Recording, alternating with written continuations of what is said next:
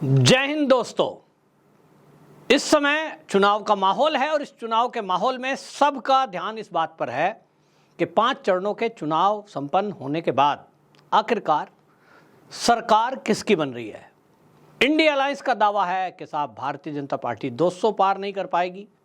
Bharatiya Janata party का दावा है आंकड़ा 400 पार जाएगा। किसको सच माने, इसके लिए राजनीतिक विश्लेषक और कुछ न्यूज़ चैनल की सर्वे टीम अलग अलग आंकड़े रखती हैं। अगर आप अधिकतम जो एजेंसियां ये हैं देश के अंदर जो चुनावी सर्वे प्रस्तुत करती हैं, अगर उनका एक सम निकाल लेंगे, यानी कोई लोग दे रहे हैं 370, बीजेपी कह रही है 400 पार, कोई राजनीतिक विश्लेषक कह रहा है कि 330, लेकिन एक योगेंद्र यादव सरीखे ऐसे भी हैं जो भारतीय जनता पार्टी को मात्र 200 से 220 दे रहे हैं।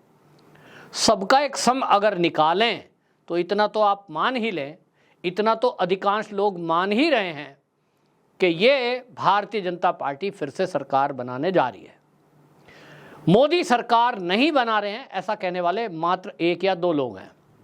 प्रशांत किशोर उन रणनीतिकारों में है जो हमेशा इस बात के लिए जाने जाते हैं कि उनका जो प्रेडिक्शन है लगभग सटीक बैठता है। और इसीलिए एक सवाल भी उठ रहा है कि प्रशांत किशोर का आजकल इंटरव्यू ज़्यादा टीवी चैनल वाले क्यों ले रहे हैं।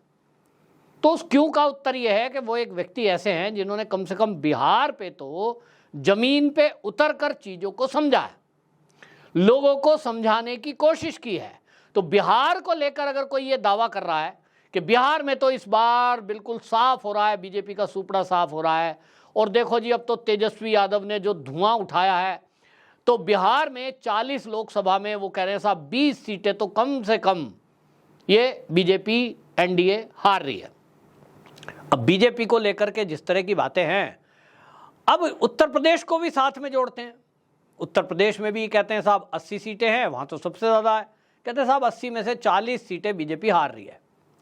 प्रशांत किशोर ने इस बात को विस्तार से आज तक चैनल पर बताया। उनसे एक क्वेश्चन है, हर एक कोई करता है कि भाई आप अगर एक आधार दे रहे हो कि मोदी की ही तीसरी बार सरकार बनने जा रही है, ये प्रशांत किशोर कोई भारतीय जनता पार्टी का कार्यकर्ता है ऐसा नहीं है। आप याद करिए कि चाहे वो नीतीश के साथ आए थे, नीतीश को भले ही मुख्यमंत्री बनाने तक के लिए उन्होंने रणनीति नीतीश कुमार उन्होंने एक मुद्दा दिया था, किस तरह का गाना चला था और उसका एक असर दिखाई दिया था, लेकिन उसके पहले ये रणनीतिकार कांग्रेस के थे। और मोदी के विरोध यानी भारतीय जनता पार्टी के विरोध में अक्सर ऐसा रहा है। और जितने पार्टियों के चुनाव इन्होंने लड़वाए हैं, ऐसा भी नहीं है कि सारे चुनाव इन्होंने वो जो रणनीति सबके लिए बनाई है वो सब जीत ही गए हैं, ऐसा भी नहीं है, क्योंकि ममता बनर्जी के साथ थे, कांग्रेस के साथ थे, भारतीय जनता पार्टी में मोदी जी का चुनाव लड़वाया था। तो अब ऐसा है, कई बार फेल कई बार पास आप होते हो, और इसलिए ये कोई नहीं कह सकता। रणनीतिकार केवल एक रणनीति बना सकते हैं, पेपर वर्क कर सकते हैं, कुछ अपनी टीम दे सकते हैं, आईटी सेल बना सकते हैं, लेकिन वोट डालने के लिए वोटर ही जाता है। अगर किसी को ये अहंकार हो जाता है भाई हमने बनाया हमने जिताया, उस तरह की बातें नहीं है। और इसलिए प्रशांत किशोर से जब इंटरव्यू हो रहे हैं, और प्रशांत किशोर एक भी इंटरव्यू में ये नहीं कह पा रहे हैं कि भाई भाजपा की सरकार नहीं बन रही है। हाँ, इस बार उन्होंने कुछ बदलाव किया। आज तक चैनल था, आज तक वाले हमेशा हम देखते हैं भारतीय जनता पार्टी के विरोध में ही ज़्यादातर खबरें करते हैं। तो आज तक के इंटरव्यू में उन्होंने कह दिया कि देखिए सरकार तो मोदी ही बना रहे हैं। अब अगला सवाल पत्रकार का होता है, जो मैं पहले भी पीके पर 2 न्यूज़ पहले कर चुका हूं। कहीं उन्होंने बोला कि ये 330 से ऊपर हो जाएगा, अभी आज तक चैनल है तो उन्होंने फिर और थोड़ी सीटें घटाई, लेकिन ये तो सिद्ध हो गया इस बार भी कि वो भारतीय जनता पार्टी की ही सरकार बना रहे हैं। पत्रकार का अगला सवाल होता है कि आप ये बताइए कि कहाँ और कैसे। तो कहाँ और कैसे को डिटेल में प्रशांत किशोर ने बताया है, जो मैं भी आपको बता चुका हूँ। प्रशांत किशोर ने जो बताया वो हम सब भी समझ लें तो पता लगेगा, क्योंकि ये जो मन में आशंका है, यह आशंका 4 तारीख को तो पूरी क्लियर होगी, लेकिन अभी तक की तस्वीर क्या है, जो एक नैरेटिव चलाया जा रहा है। अब आप समझ लीजिए 5 चरण पूरे हो गए, 2 बचे हैं, नैरेटिव चलाया जा रहा है और ये भयंकर नैरेटिव चलाया जा रहा है।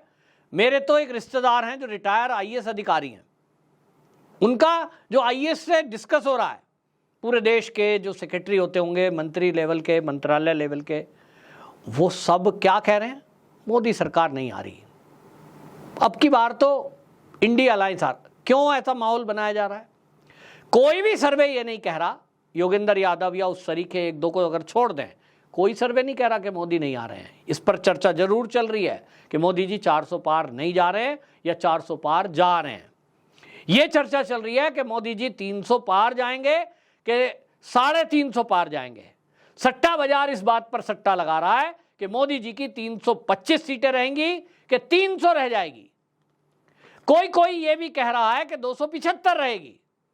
लेकिन मैं एक बात कहता हूं कि 272 का आंकड़ा बहुमत के लिए चाहिए। अगर यहां 275 आ गई, एक सीट भी अगर आती है आगे 272 आ जाती है, तो सरकार तो बन रही है। तो फिर ये नैरेटिव चलाने का मतलब क्या है? असल में बहुत सारे लोग ये नैरेटिव के लिए काम करते हैं, उसमें पत्रकार भी हैं, सर्वेयर भी हैं और ये लॉबी भी है। क्योंकि मोदी सरकार के आने के बाद 14 से बाद में, चाहे आईएएस हो चाहे आईपीएस हो, कोई बुरा ना माने, इन सबको टाइट किया गया है। ड्यूटी आवर्स हैं, ड्यूटी भी ठीक से की जा रही है, मौज मस्ती खत्म हो गई।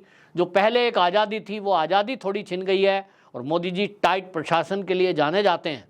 जिस तरह से उनका खुद का टाइट शेड्यूल रहता है उसी तरह से अधिकारी को भी करना पड़ेगा। अब इन्हीं के दल में यानी भारतीय जनता पार्टी में ही योगी आदित्यनाथ हैं। उनका भी आप देखेंगे अगर वर्किंग आवर्स मोदी जी से मिलते जुलते ही हैं। सुबह उठकर 4 बजे उनकी दैनिक नित्य शुरू हो जाती क्रियाएं और वो लगभग 6-7 बजे तो तैयार हो जाते हैं कि आज का कार्यक्रम क्या है। तो अधिकारी को प्रस्तुत होना पड़ेगा। रात को जब तक वो सोने के लिए नहीं जाएंगे, 12 बज गए 11 बज गए, उपस्थित रहना पड़ेगा। तो ऐसे में कौन अधिकारी चाहता है यार ऐसा आ गया कि भाई ये तो रात को 12 से पहले सोने नहीं देते, सुबह 6 बजे फिर से हाजिर हो जाओ, 6 घंटे की नींद में तैयारी भी होनी है, घर से उठ के भी आना है। तो इनके साथ इतनी मेहनत करना कौन चाहेगा? वही जो इनके जैसा होगा। बाकी तो गृहस्थी हैं। तो गृहस्थी एक सन्यासी, मोदी जी भी सन्यासी जैसे हैं, इनके साथ कैसे तालमेल बिठाए? और इसलिए एक नैरेटिव की लड़ाई चल रही है, एक नैरेटिव बनाया जा रहा है। इच्छा जो आईएएस और आईपीएस अधिकारी की है वो क्या है? अधिकांश जो राष्ट्रभक्त हैं, मैं उनकी बात नहीं कर रहा, इस देश में राष्ट्रभक्त भी आईपीएस और आईएएस हैं जो ये चाहते हैं कि नेता ईमानदार हो ताकि देश में वो जो ड्यूटी कर रहे हैं उनका भी मान सम्मान हो। और ऐसा चाहते हैं अधिकांश लोग कि वो ईमानदारी से नौकरी करें, उनकी इज्जत हो, लोग इज्जत करें। ऐसा कोई नहीं चाहता कि लोग कहें यार बड़े भ्रष्ट हैं पुलिस वाले, तो बड़े आईएएस अधिकारी ऐसे होते हैं अकड़ू टाइप के, ऐसा चाहता नहीं कोई। लेकिन जो मुट्ठी भर लोग हैं जिनका की पॉइंट पर कब्जा है, देश के आज़ादी से लेके 65 साल कांग्रेस ने राज किया है, अपने ही गुट फिट किए हैं, वामपंथियों ने यही काम किया है, तो वो एक नैरेटिव चला रहे हैं मोदी सरकार नहीं आ रही, मोदी तो 200 सीटें नहीं ला पाएगा, राहुल गांधी पीएम बनने जा रहा है, इंडिया अलायंस जीत रहा है। तो पीके ने उन सबको जवाब दिया और पीके ने बताया, और पीके ने क्या बताया है वो हमें दिखता भी है। उन्होंने कहा देखिए जो है दक्षिण के राज्य वहां भारतीय जनता पार्टी आगे बढ़ोतरी कर रही है, ये एक सर्वे बता रहे हैं। बिहार, बंगाल, ओडिशा, तेलंगाना, आंध्र प्रदेश, तमिलनाडु, ये ऐसे प्रदेश हैं, इन प्रदेशों में भारतीय जनता पार्टी की सीटें बढ़ रही हैं। आप कहेंगे उत्तर प्रदेश में घट रही है, उत्तर प्रदेश में भारतीय जनता पार्टी 20 सीटों पर घट रही है, 80 में से 60 ला रही है। तो प्रशांत किशोर याद दिलाते हैं कि याद करिए पिछली बार क्या आंकड़ा था, 62 का आंकड़ा था। तो भैया 62 पर थी तो वहां भी जो है यूपी में, अब आप सोचिए पिछली बार यानी 2014 में वो 73 थी, 73, 19 का चुनाव हुआ 73 से घटकर 62 पे आ गई, तो 11 हो गया ना। अब 11 सीटें घट गई तो आप कह रहे हो इस बार और घट जाएंगी 10 सीटें, तो चलो घटा देते हैं, इनकी बात मान लो कि यूपी में 20 घट रही है साहब, तो 62 पे आके अटकेगा मामला, 60 पे आके अटकेगा। तो पोजीशन कहाँ है? पोजीशन वही पिछले वाली है। लेकिन हकीकत क्या है?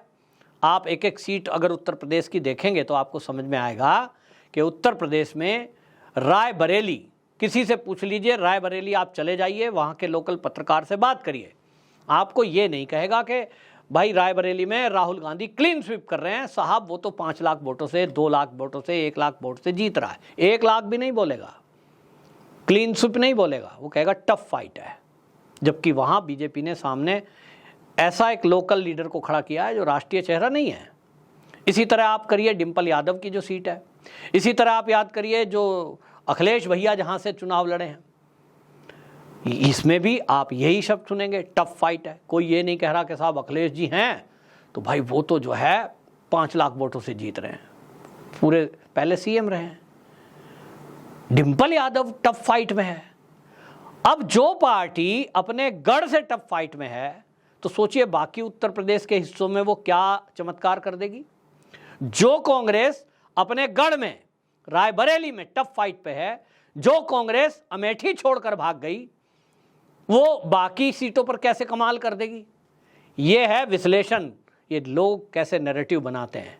और इसीलिए मैं आज आपको बता रहा हूं, याद कर लीजिए, पीके कुछ भी कहे, पीके ने तो 20 सीटें मान भी रहे हैं वो चैनल पे, क्योंकि वो कहते हैं चलिए मान लेते हैं 20 घट गई, लेकिन मैं आपको आंकड़ा बता रहा हूं, नोट कर लीजिए। कम से कम भारतीय जनता पार्टी उत्तर प्रदेश में 75 सीटें लाएगी। 80 में से 4 से 5 सीटें ऐसी हैं जहां टफ फाइट है, जीत इधर भी हो सकती है उधर भी हो सकती है। योगी जी का फॉर्मूला पूरी तरह फिट हो सकता है, 1-2 सीटें लूज हो सकती हैं, लेकिन मैं कहता हूं योगी जी के दावे को अगर एक तरफ रखें और सर्वेरों की बात मान लें, मेरे पत्रकार मित्रों के द्वारा जो जानकारी दी गई है, पक्की जानकारी है, 75 सीट। बिहार की बात करें तो बिहार में भैया, बिहार का जो नैरेटिव चलाया जा रहा है, वहां आप देखिए बिहार में जो भारतीय जनता पार्टी है, वहाँ भारतीय जनता पार्टी पहले भी ऐसा थोड़ी है कि मतलब आप देखिए कि वहाँ सारी सीटों पे खड़ी है, और पहले भी जो उसकी कंडीशन थी, आज भी बिहार में वो उसी जगह अपनी पोजीशन पर है।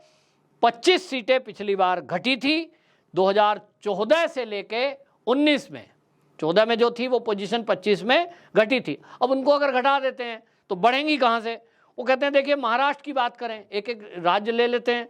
महाराष्ट्र में 48 में से जो 2019 की अगर बात करें तो उस समय जो चुनाव, आज वर्तमान में 23 सीटें हैं, और इस बार जो है 2024 में 28 सीटों पर भारतीय जनता पार्टी मैदान में महाराष्ट्र में उतरी है।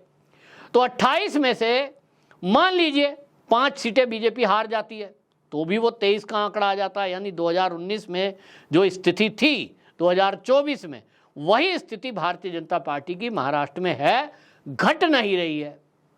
इसी तरह भारतीय जनता पार्टी की बिहार में जो स्थिति 2019 में थी, अगर मान भी लें कि वहां सीटें घट रही हैं तो वो एनडीए की घटेगी, ना कि बीजेपी की।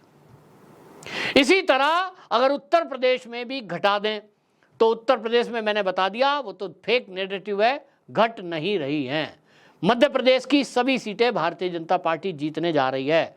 हरियाणा की 1-2 सीट घटा देते हैं, घट रही है। आपको बता दूं कि राजस्थान में घट रही है निश्चित रूप से, लेकिन फिर उसकी बढ़ोतरी कहां से हो रही है, वेस्ट बंगाल। वेस्ट बंगाल में 18 सीटें थी 2019 में। पीके का दावा यही है जो मैं भी कहता आया हूं, इस बार 25 सीटें कम से कम 42 में से वहां भारतीय जनता पार्टी जीतने जा रही है। 25 सीटें भी अगर जीतती है तो भी 7 सीटों की बढ़ोतरी है, वो पूर्ति हो जाएगी जो हरियाणा और राजस्थान में घटेगी। अभी और बढ़ोतरी बता देता हूं, ओडिशा, वहां 10 सीटें बढ़ेंगी। इसी तरह तेलंगाना अगर आप बात करेंगे 7 सीटें बढ़ेंगी। पीके ने यही गिनवाया कि आप देख लीजिए आंध्र प्रदेश में कम से कम 7-8 सीटें आने वाली हैं, तमिलनाडु में भी 6 से 7 सीटें आने वाली हैं। अब तमिलनाडु में जो सीटें बढ़ रही है वो कर्नाटक में घट रही है, यानी बैलेंस बराबर है, लेकिन इस सब में घटा बढ़ा, एक जगह बढ़ी एक जगह घटी। केरल में 2 सीटें आई, ये आप देखेंगे बैलेंस कहाँ जाएगा, 303, 300, तो 300 पे आके अटक रहा है, घटा गड़ा सब कुछ करके। और बहुमत के लिए कितना चाहिए, 272। तो सरकार बनाने में जितने की आवश्यकता है उससे कहीं, सारे सर्वे की बात कर दें, प्रशांत किशोर की बात कर दें, तो वो ये कह रहे हैं, मैंने तो पहले ही दिन कह दिया था 370 तो कभी नहीं आएगी। जब मोदी जी ने घोषणा की थी, उन्होंने कहा था एनडीए की 400 पार हो जाएगी, मैंने तभी कहा था ना 300 तक रह जाएगी। ठीक है, आप 300 तक मान रहे हैं और आप अच्छे राजनीतिक विश्लेषक हैं, आपके पास एक बड़ी टीम है, आप एक्सपीरियंस्ड हैं। आप मेरे जो दर्शक हैं वो याद रखें इस बात को और इस वीडियो को सेव कर लें। मेरा आकलन है 350, मैं हर बार बोलता हूँ लगभग रोज इस बात को दोहराता हूँ। मेरा अपना सर्वे है 350। जिस दिन ये रिजल्ट आउट होगा आप उस दिन मुझे बताना कि भाई किसका सर्वे ठीक निकला। मैं तो एक आम आदमी हूँ, मैं तो एक नौकरी पेशा आदमी हूँ, ठीक है भाई, कुछ अपनी राय रख दी। मैं कोई बहुत बड़ा सर्वेयर पीके जी की तरह तो नहीं हूँ, प्रशांत किशोर की तरह। नाम मेरा भी पीके ही शॉर्ट में आता है, पवन कुमार। तो मैं भी एक पीके हूँ 2024 का। प्रशांत कुमार बड़े वाले पीके हैं, पुराने हैं, उनके पास विज़न ज़्यादा है, उनकी टीम ज़्यादा है और उनका एक्सपीरियंस ज़्यादा है इस फील्ड में। देखते हैं कौन सच निकलता है, लेकिन इतना तो तय है कि तीसरी बार प्रशांत किशोर भी बना तो मोदी की ही सरकार रहे हैं। आपकी राय क्या है? आप अपनी राय जरूर रखिए, क्योंकि देश के अलग अलग हिस्सों से लोग जुड़े हैं। उनकी राय बहुत महत्वपूर्ण है कि उनकी राय में कितनी सीटें भारतीय जनता पार्टी और एनडीए की आ रही है। वंदे मातरम। जय श्री राम।